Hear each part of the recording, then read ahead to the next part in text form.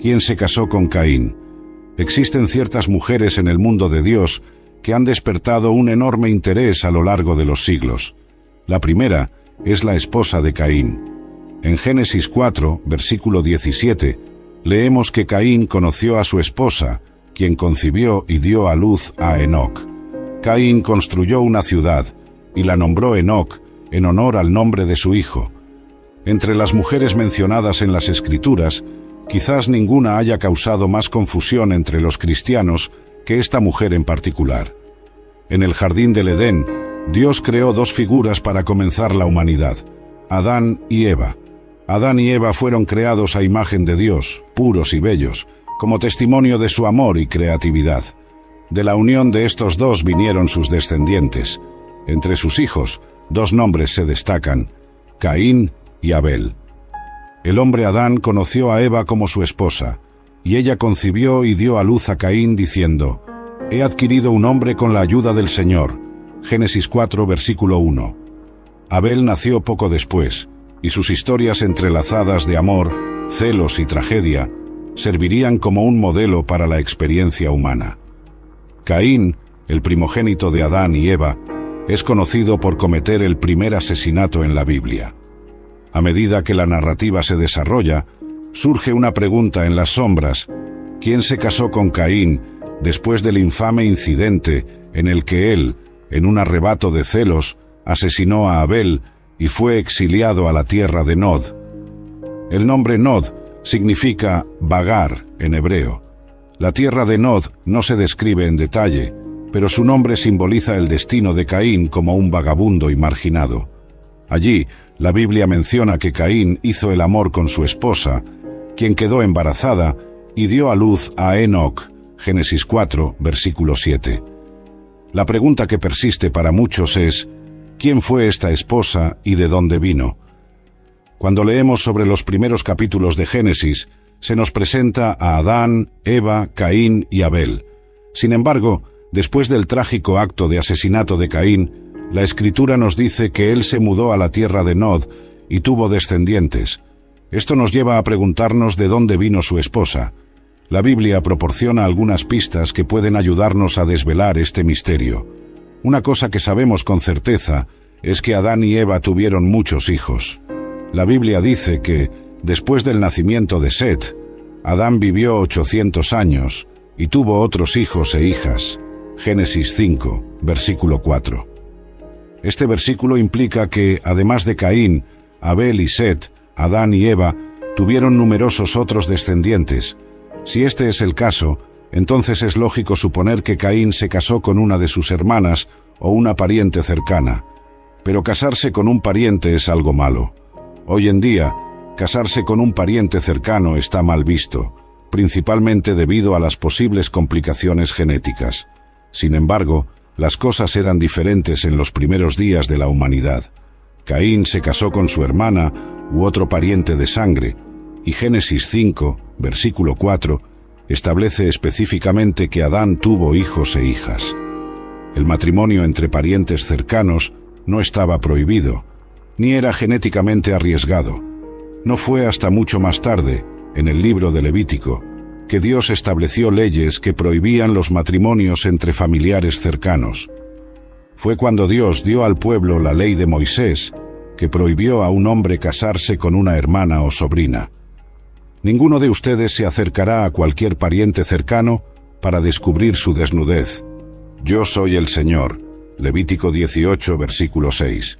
En ese momento, Dios prohibió el matrimonio entre madre, padre, hermana, hermano, medio hermano, esposa del hermano, tía, tío, madrastra, nieta, nuera y yerno. Antes de ese tiempo, no estaba prohibido. Levítico 18, versículos 7 a 17. Dios prohibió el matrimonio entre parientes en la época de Moisés para proteger el creciente riesgo de descendencia deformada resultante de tal unión. Además, la futura salud de la nación de Israel estaba asegurada por este mandamiento. El mandamiento contra este tipo de práctica también fortaleció la estructura de la unidad familiar. Es importante notar que la Biblia no proporciona ninguna información sobre cuándo Caín mató a Abel o la edad en que ocurrió ese asesinato. La narrativa simplemente establece que sucedió al final de los días. No es necesario suponer que Caín y Abel eran jóvenes o adolescentes en ese momento. Si cada uno de ellos tenía más de 50 años, entonces podría haber habido un número significativo de personas viviendo en ese tiempo. Esto está respaldado por el hecho de que Adán y Eva tuvieron muchos más hijos e hijas además de Caín y Abel. La Biblia afirma que Adán tenía 130 años cuando Set nació y vivió más 800 años. Dios había prometido multiplicar grandemente la concepción de Eva.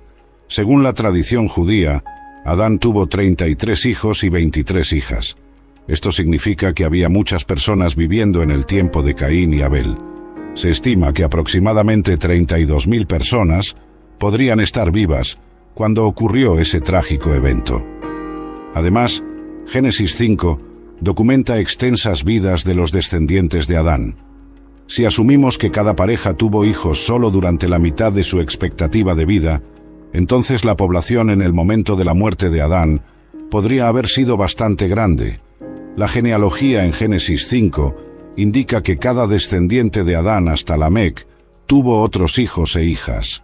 Con estos hechos en mente, no habría problema en encontrar una esposa para Caín antes de su exilio. Caín podría haber tenido muchas mujeres entre las cuales elegir una. Los cristianos que puedan tener preocupaciones con esta respuesta deberían considerar que, según la Biblia, los nietos de Noé no tuvieron más opción que casarse entre sus hermanos o primos primeros, ya que no había otras personas en ese momento. Juan Pedro 3, versículo 20, Génesis 7, versículo 7. También vale la pena mencionar que Abraham se casó con su media hermana, Génesis 20, versículos 2 y 12.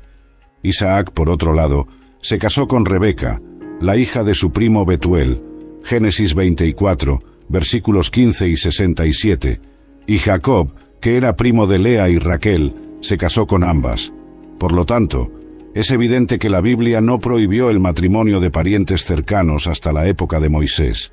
Además, el padre de Moisés, Amram, se casó con su tía Joquebed, Éxodo 6, versículo 20. Amram se casó con su tía Joquebed, y ella dio a luz a Aarón y Moisés. Amram vivió 137 años. Basándonos en la información proporcionada en la Biblia, no está claro quién se casó con Caín.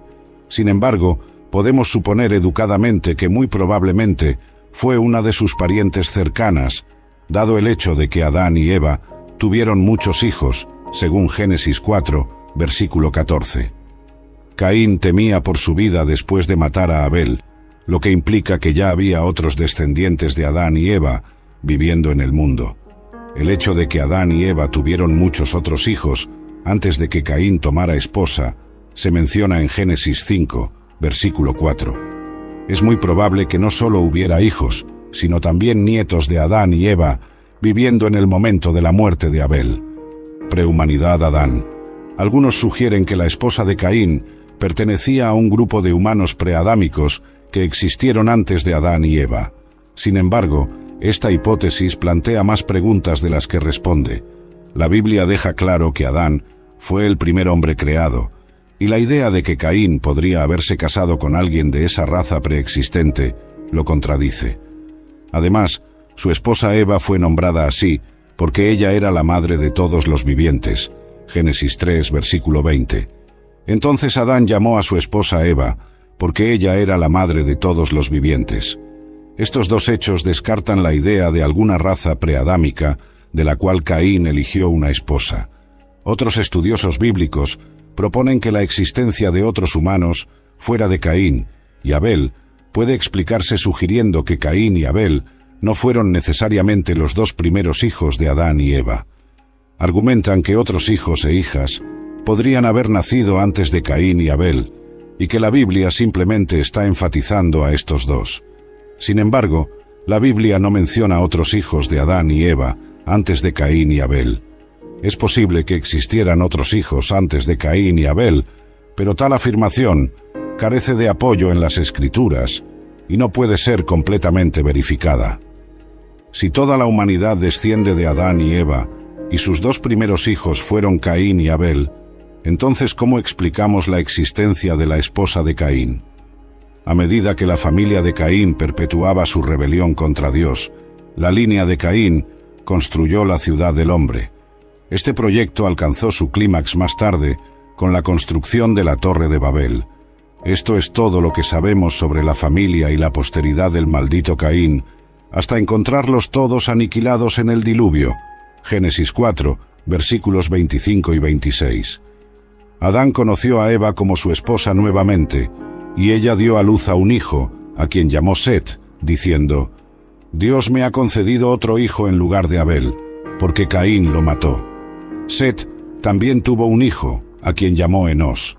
En ese mismo tiempo, los hombres comenzaron a invocar el nombre del Señor en adoración, a través de la oración, la alabanza y la acción de gracias.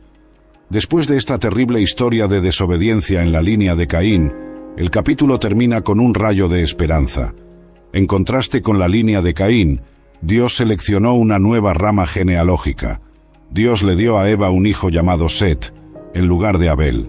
Set ilustró el mismo tipo de adoración que su hermano fallecido Abel, ya que las personas comenzaron a invocar el nombre del Señor en conexión con Set. La adoración orgullosa, como la practicada por Caín, contrasta con la adoración humilde, como la practicada por Abel y Set.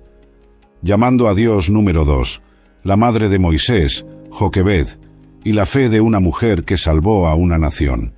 La madre de Moisés, Joquebed, era una esclava hebrea en Egipto y hija de un levita. Ella se casó con Amram, otro levita.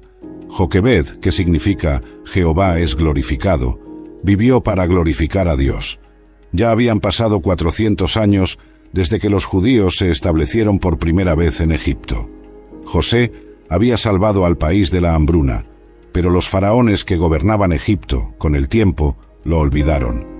Sabemos que Moisés nació varios años después de su matrimonio, cuando los israelitas estaban enfrentando muchas dificultades en Egipto. Éxodo 1, versículos 8 a 10. Surgió un nuevo rey sobre Egipto, que no conocía a José, y dijo a su pueblo: «Miren, el pueblo de los hijos de Israel es más numeroso y más poderoso que nosotros. Debemos tratarlos astutamente para que no se multipliquen, y en caso de guerra, se unan a nuestros enemigos, luchen contra nosotros y salgan del país». Los hititas al norte eran una gran amenaza para Egipto en ese momento. Si los hebreos se unieran con los hititas, representarían una amenaza significativa para nuestra seguridad. Pusieron capataces sobre ellos, construyeron ciudades de almacenamiento para el faraón, mientras los hijos de Israel eran obligados a trabajar como esclavos en Egipto. Muchos de los edificios y monumentos más impresionantes del país fueron construidos. Como no sabemos el momento exacto en que comenzó esta forma de trabajo forzado, no podemos determinar cuánto tiempo duró. Algunos estiman que la esclavitud duró de 134 a 284 años. Como recién nacido, Moisés abrió por primera vez sus ojos a un mundo cruel e implacable. Nació en una nación poderosa, pero era de un pueblo extranjero y oprimido. Durante un tiempo en que todos los infantes como él estaban bajo una sentencia de muerte real, leemos que Joquebed lo escondió por 3 meses.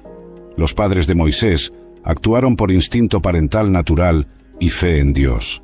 Hebreos 11, versículo 23, describe la fe de los padres de Moisés. Por fe Moisés, al nacer, fue escondido por 3 meses por sus padres, porque vieron que era un niño hermoso, y no temieron el decreto del rey. 3 meses lo escondieron en algún aposento privado de su propia casa. A pesar de posiblemente poner en peligro sus propias vidas, algunos creen que tuvieron una revelación especial de que el libertador debería surgir de su linaje. Sin embargo, tenían la promesa general de la preservación de Israel, en la cual actuaron con fe, y en esa fe escondieron a su hijo sin temer el castigo anexado al mandato del rey. Podemos superar el terror paralizante de otros debido a nuestra fe en Dios. Las parteras fueron ordenadas a acabar con la vida de todos los recién nacidos varones hebreos por orden del rey. Solo las niñas serían dejadas vivir. Éxodo 1, versículos 11 a 16. Durante el tiempo del faraón, la población israelita en la tierra de Egipto se estaba expandiendo rápidamente en números. Esto representaba una amenaza para la autoridad y el poder del faraón para ejercer control sobre los israelitas. El faraón ideó un plan para someterlos. Este plan buscaba suprimir el crecimiento de la población israelita o forzarlos a trabajar duro y en esclavitud. De esta manera, el faraón esperaba limitar su libertad, restringir sus derechos y mantener su control sobre el poder. El mandato era atroz y hubo muchos casos de desobediencia. Las doncellas se negaron a seguir el mandato. Según el relato bíblico, cuando el faraón emitió el decreto, Joquebed tomó medidas extraordinarias para proteger a su hijo. Elaboró una canasta, la cubrió con betún y piche para hacerla impermeable y colocó a su hijo dentro. Luego, puso la canasta a flotar en el río Nilo, esperando que su hijo fuera encontrado y salvado. Probablemente, la madre de Moisés estaba llena de ansiedad en la expectativa de su nacimiento. Ahora, con este decreto en vigor, estaba lista para decir: «Bienaventuradas las estériles que nunca dieron a luz, mejor así que traer hijos al asesino». Y su hermana Miriam se quedó a cierta distancia para ver qué sucedía. En el sentido literal, Joquebed hizo exactamente lo que el faraón dijo: colocar a su hijo en el río. Ella colocó cuidadosamente a su hijo en una canasta impermeable hecha de papiros, mencionada solo aquí y en relación con el arca de Noé, pero aún más. Esto fue un gran ejemplo de confiar en el bienestar y futuro del niño únicamente a Dios. Cuando Joquebed soltó la canasta construida de juncos, entregó algo precioso, confiando en que Dios lo cuidaría, y Dios tenía un plan poderoso bajo su orientación. La hija del faraón descubrió al bebé Moisés. A pesar de haber sido enseñada a rechazar a los hebreos debido a su cultura y crianza, los llantos del infante tocaron su corazón. La hija del faraón bajó a bañarse al Nilo con sus doncellas, paseando a lo largo del río, y vio la canasta entre los juncos. Envió a su criada y la trajo. Cuando la abrió, vio al niño, y he aquí, estaba llorando. Sintió compasión de él y dijo: «Este es uno de los hijos de los hebreos». Entonces, su hermana dijo a la hija del faraón: «Debo ir y llamar a una nodriza de las mujeres hebreas para que cuide del niño para ti». Y la hija del faraón respondió: «Ve». La doncella fue y llamó a la madre del niño. Entonces la hija del faraón dijo: «Trae a este niño y cuídalo para mí, y te daré tu salario». Así, la mujer tomó al niño, lo crió, y él creció, y fue llevado a la hija del faraón, convirtiéndose en su hijo, llamado Moisés, diciendo: «Porque lo saqué del agua». Éxodo 25, versículo 10. Dios tenía un hermoso plan en marcha para la liberación de Moisés, y en última instancia, para la liberación del pueblo de Israel. También dirigió hábilmente las acciones de los padres de Moisés, el curso del río Nilo, y los sentimientos de la hija del faraón para realizar su voluntad divina, utilizando tanto la iniciativa inteligente de la familia de Moisés como la necesidad de la hija del faraón. Dios organizó una forma para que la madre de Moisés lo entrenara en sus primeros años y fuera recompensada por ello. Joquebed fue recompensada por Dios por su fe, tanto que confió en él al esconder a Moisés durante 3 meses, como cuando confió en Dios al colocar a Moisés en el río. No hay duda de que, durante esos años formativos, Moisés adquirió conocimiento del Dios de sus padres y llegó a la realización de que los hebreos eran sus compatriotas. Joquebed dio a luz a Moisés, futuro dador de la ley, y astutamente lo salvó de la muerte siendo un infante. También dio a luz a Aarón, el sumo sacerdote de Israel. Joquebed confiaba en que Dios mantendría a su hijo seguro. Ella solo pudo entregar a su hijo en lugar de verlo ser asesinado porque tenía fe en el Señor. Tenía fe de que Dios protegería al bebé.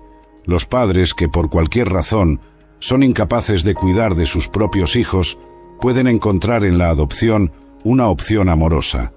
La Biblia tiene mucho que decir sobre la adopción y todo es bueno. Joquebed es una figura misteriosa sobre la cual solo sabemos algunos hechos. Aquí hay algunas características de Joquebed.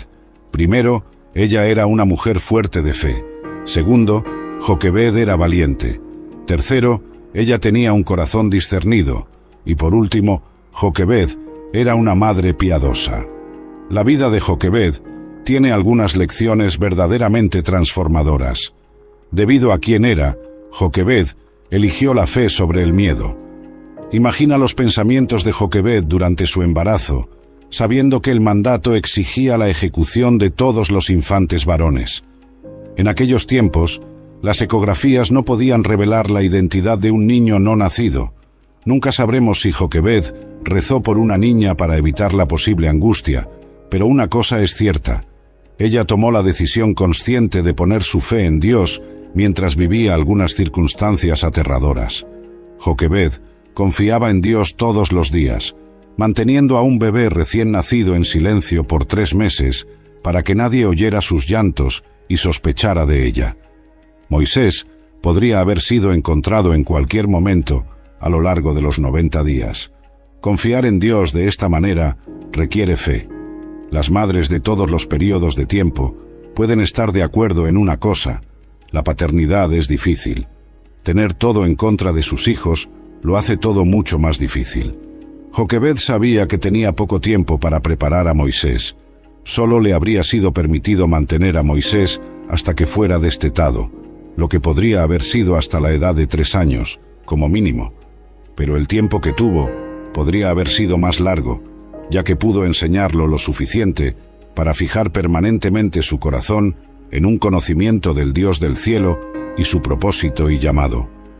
Dios puede hacer que su peor enemigo sea su salvador. Fue un milagro que la hija del faraón eligiera adoptar a Moisés. Dios la transformó en una amiga sumisa.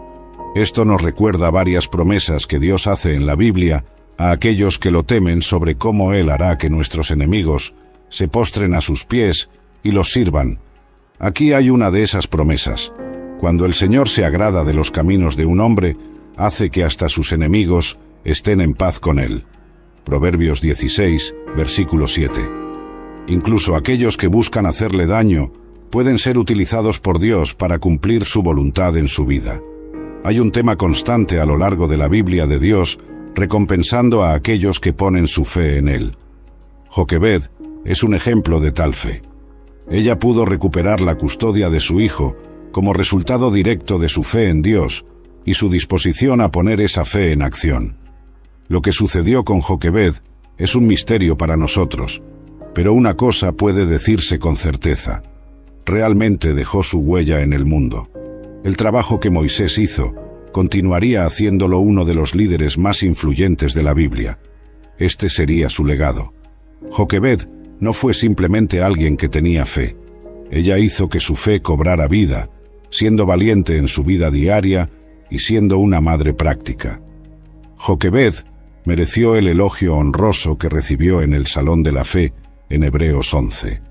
La fe reside en el núcleo del cristianismo y de la vida cristiana.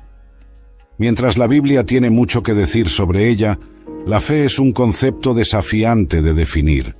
Un concepto bíblico de fe incluye creer que Dios existe y que Él es santo y digno de confianza, tanto que basamos nuestras vidas en Él y en su palabra, haciendo lo que Él dice, sin importar lo que nuestros ojos físicos nos digan. A través de la fe en Jesucristo, obtenemos la victoria que venció al mundo. Juan 5, versículo 45. Sefora es conocida principalmente como la primera esposa de Moisés, pero su carácter ofrece perspectivas únicas sobre la experiencia de las mujeres, el matrimonio y la fe dentro del relato bíblico.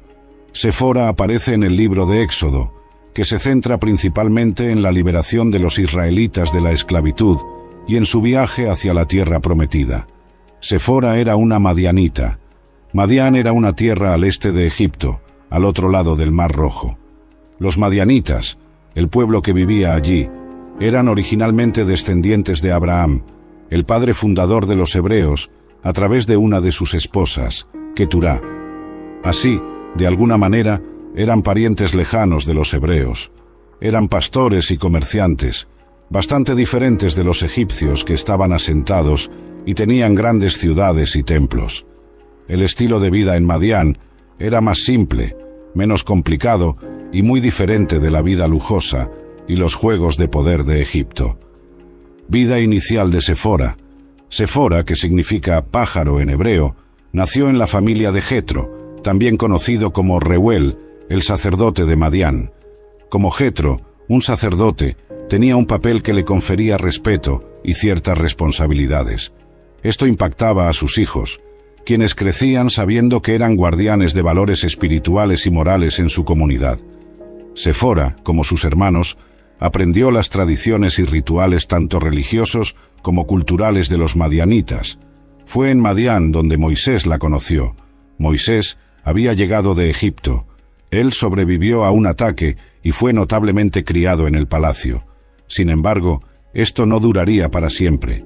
Moisés mató a un egipcio para salvar a un hebreo. Esto fue un gran problema, ya que matar a un egipcio era un crimen, y el faraón no lo dejaría pasar. Moisés tuvo que huir por su vida y escapó a Madián. Cansado, sediento y quizás perdido en sus pensamientos sobre su futuro incierto, Moisés llegó a un pozo en Madián. Mientras descansaba allí, vio a 7 hermanas viniendo a sacar agua. Eran las hijas de Jetro, el sacerdote de Madián. Entre ellas estaba Séfora. Mientras Séfora y sus hermanas llenaban sus jarros de agua, un grupo de pastores llegó y comenzó a apartarlas, intentando tomar el agua para sí mismos. Moisés no pudo soportar la injusticia. Levantándose de donde estaba sentado, salió en defensa de las chicas, apartando a los pastores groseros. Luego, ayudó a Séfora y a sus hermanas a regar su rebaño en Egipto. Moisés disfrutaba de la vida como miembro de la familia real y era atendido de pies a cabeza en el distante desierto de Madián.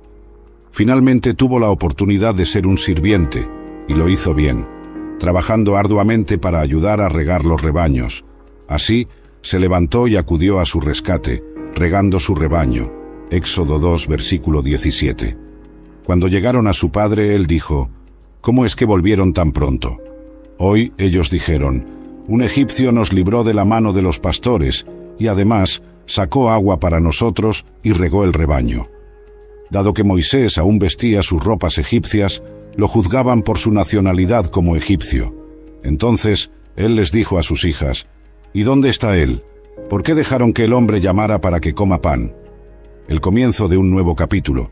Jetro ofreció a Moisés no solo su hospitalidad, sino también la mano de Séfora en matrimonio. Moisés aceptó, y así comenzó un nuevo capítulo en su vida. Él, que un día fue príncipe en Egipto, se convirtió en pastor en Madián, encontrando amor en los brazos de Séfora, bajo la atenta mirada del Dios que tenía planes para él. Podría haber parecido un encuentro casual, un mero giro del destino, pero como Moisés aprendería más tarde, todo formaba parte de un plan divino. Así, en las tierras tranquilas de Madián, lejos de los esplendores de Egipto y de los lamentos de su pueblo oprimido, Moisés encontró amor, propósito y una nueva identidad. Moisés y Séfora fueron bendecidos con 2 hijos, Gersom y Eliezer. Los nombres de sus hijos encapsulan su viaje y estado emocional. Gersom significa extranjero allí, destacando los sentimientos de Moisés de ser un alienígena en tierra extranjera.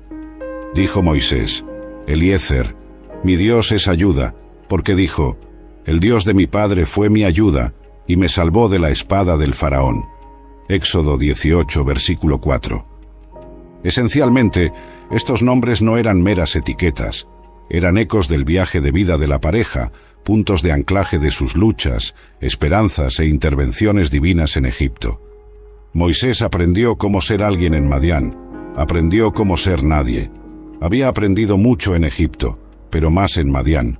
Fue en Madián donde Moisés, su esposo, encontró a Dios en la forma de una zarza ardiente, un evento que lo colocaría en el camino para convertirse en el líder del pueblo hebreo y su libertador de la esclavitud egipcia. El misterioso incidente de la circuncisión. Un día, mientras Moisés cuidaba de sus ovejas, vio algo extraordinario. Había vivido una vida pacífica, lejos de las bulliciosas calles de Egipto, donde había crecido. Sin embargo, todo cambió cuando se encontró con una zarza que ardía, pero no se consumía. Curioso, Moisés se acercó a la zarza ardiente, y para su asombro, Dios le habló: «Moisés, Moisés». Él respondió: «Aquí estoy». Dios tenía una gran misión para Moisés. «He visto la miseria de mi pueblo en Egipto. Descendí para rescatarlos. Ahora lo enviaré al faraón para sacar a mi pueblo, los israelitas, de Egipto». Éxodo 3, versículos 7 a 10. Moisés quedó impactado. «¿Quién soy yo para ir al faraón y sacar a los israelitas de Egipto?», cuestionó a Dios. Éxodo 3, versículo 11. Dios lo tranquilizó diciendo: «Estaré contigo». Éxodo 3, versículo 12. A pesar de su renuencia inicial, Moisés temía que su dificultad para comunicarse obstaculizara su capacidad para persuadir al faraón o a los israelitas. «¿Y si no me creen ni me escuchan?», preguntó Moisés a Dios. Éxodo 4, versículo. Dios demostró su poder a Moisés, transformando un cayado en una serpiente, y nuevamente en un cayado, así como curando la mano de Moisés, que se había vuelto leprosa temporalmente.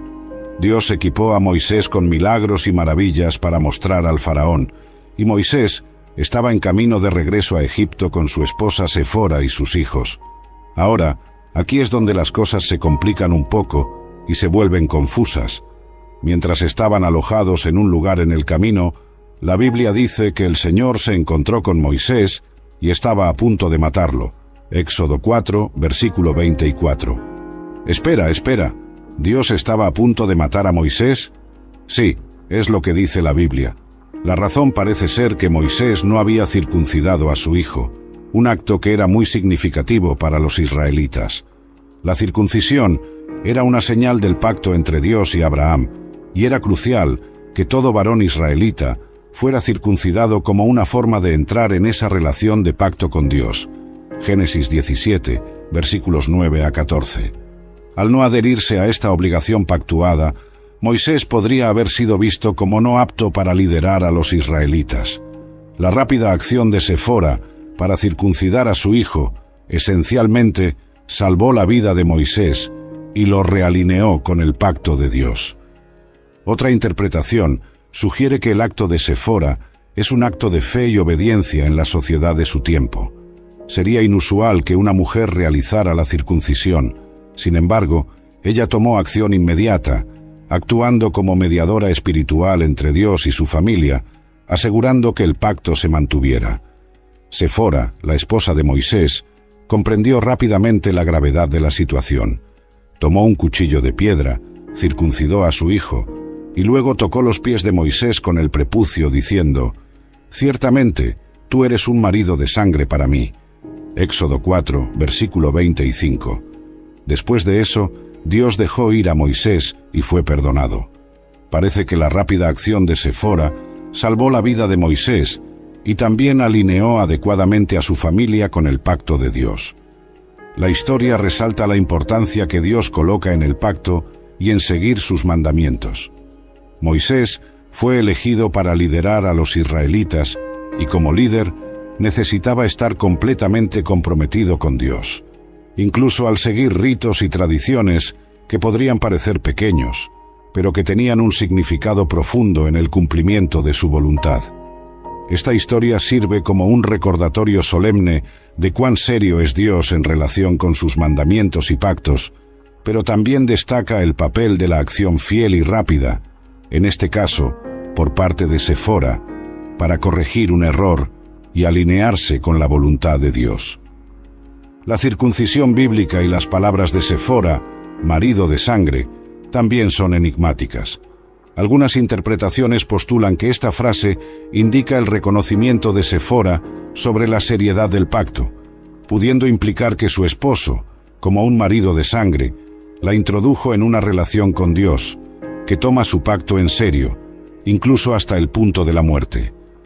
Otros sugieren que el término marido de sangre puede indicar que el acto de la circuncisión trajo un nuevo nivel de intimidad y pacto entre Sefora y Moisés, casándose nuevamente en alineación con el pacto de Dios. Esta historia es uno de los muchos ejemplos en la Biblia donde la esposa desempeña un papel crucial en la implementación del plan de Dios para su pueblo.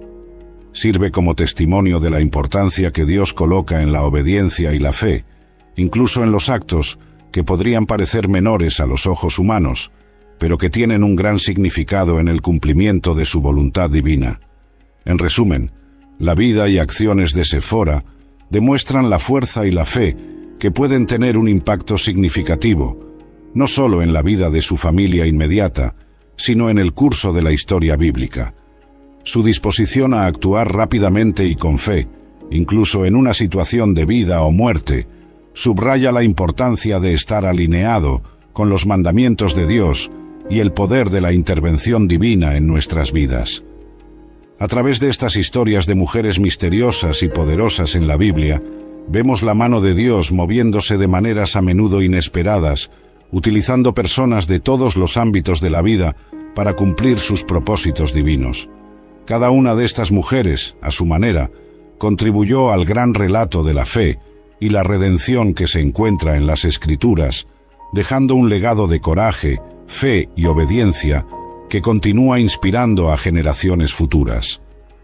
La narrativa bíblica está repleta de ejemplos de cómo la fe individual puede influir en el curso de la historia, y las historias de estas mujeres son un testimonio poderoso de este principio. Desde Joquebed, que desafió al faraón para salvar a su hijo Moisés, hasta Séfora, cuya acción rápida aseguró el alineamiento de su familia con el pacto divino, cada una demostró una fe profunda y un coraje excepcional frente a circunstancias desafiantes. Estas historias también destacan la importancia de la obediencia y la disposición a seguir la dirección de Dios, incluso cuando los detalles de su plan pueden no estar completamente claros en cada caso. La fe no se trata solo de creer en la existencia de Dios, sino de confiar en su soberanía y en su capacidad para actuar a través de situaciones que, a primera vista, parecen imposibles o incluso contraproducentes. Además, estos relatos subrayan el valor de la intervención divina en los momentos críticos. La historia de Séfora circuncidando a su hijo para salvar la vida de Moisés es un ejemplo claro de cómo un acto de fe y obediencia puede tener ramificaciones mucho más allá de lo que podríamos imaginar. Este acto no solo salvó la vida de Moisés, sino que aseguró que él continuara en su misión divinamente ordenada de liderar a los israelitas fuera de Egipto. La inclusión de estas historias en la narrativa bíblica también sirve para recordarnos que Dios frecuentemente elige a los menos esperados, según los estándares humanos, para cumplir sus propósitos. Joquebed era una esclava en Egipto y Séfora era una extranjera de Madián. Sin embargo, ambas desempeñaron papeles cruciales en la historia de la salvación. Esto refleja un tema recurrente en las Escrituras. Dios elige a los humildes y a aquellos que el mundo puede pasar por alto para realizar su voluntad. Finalmente, estas historias refuerzan la idea de que todos, independientemente de su género, origen o estatus social, son valiosos para Dios y pueden ser utilizados por Él de maneras significativas.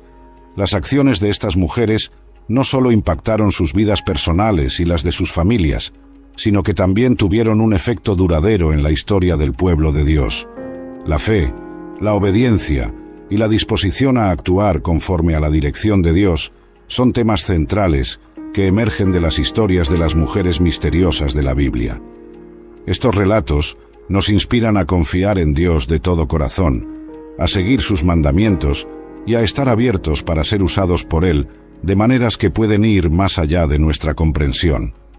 Son un recordatorio poderoso de que, a través de la fe y la acción, podemos participar en la historia redentora de Dios, no solo como espectadores, sino como protagonistas activos en su plan divino.